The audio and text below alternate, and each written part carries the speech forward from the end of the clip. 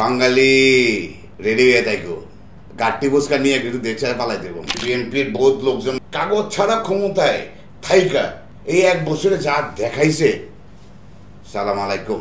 ক্ষমতায় না থাকার সত্ত্বে যেই স্বৈরাচারী আচরণগুলো আপনারা দেখাচ্ছে, তাহলে ক্ষমতায় আসার পরে কি হতে পারে? 5ই আগস্টের পরেই ওই যে বিএনপির বহুত লোকজন মনে করছে যে তারাই ক্ষমতায়, এখনো তারাই ক্ষমতায়, আবার সামনে ইলেকশন হবে, তারা এলো ওই যে কাগজ ছাড়া ক্ষমতায় ছিল, সামনে এখন কাগজ সহ ক্ষমতায় আসবে।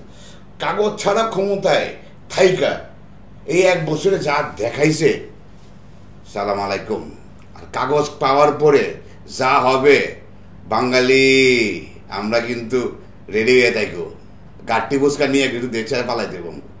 আমাকে গতকাল বিএনপির একজন বড় নেতা, খুব বড় নেতা, কিন্তু অত্যন্ত পাওয়ারফুল নেতা আর কি, আমাদের বলতেছিল যে সেলিম দোস্ত, বন্ধু তুমি বিএনপি নামে বন্ধু তুমি বদনাম করে না, বিএনপি কিন্তু সামনে ক্ষমতা আইতেছে।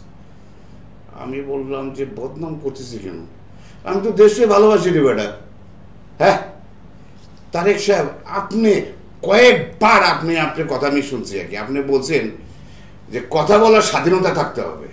কোথায় কথা বলার স্বাধীনতা বলুন তো আমাকে? স্বাধীনতা এই সরকার দিছে আর কি। এই সরকার, যে সরকার আপনি দেন না, তা আমরা কথাবার্তা বলতেছি, এ বলার পর আপনি আক্রমণগুলো দেখেন না, যারা আপনার ফেক ভালোবাসা দেখায়। আচ্ছা আমি আপনাদের খুব স্পষ্ট করে একটা ক্লিয়ার পিকচার বোঝাই। এই 5ই আগস্টের আগে স্বৈরাচারী সরকার যেটা বলেন, তাতে দেখেও কি আপনারা শিখেন নাই? কই এক সেকেন্ডে আর তার কোনো দলের লোকজন আছে?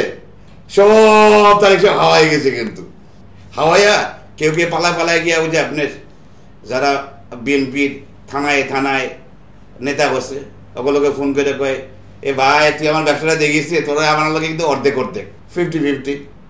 এই যে আমাদের মিডিয়া যেটা আছে, যারা বড় মিডিয়াতে আছেন, সব মিডিয়াতে বলেন কার দখলে আছে বলেন? স্বাধীনতাটা যে পেলাম, কোথায় পেয়েছি আপনার বলেন তো? If anybody can prove me we are really freedom, can anyone show me?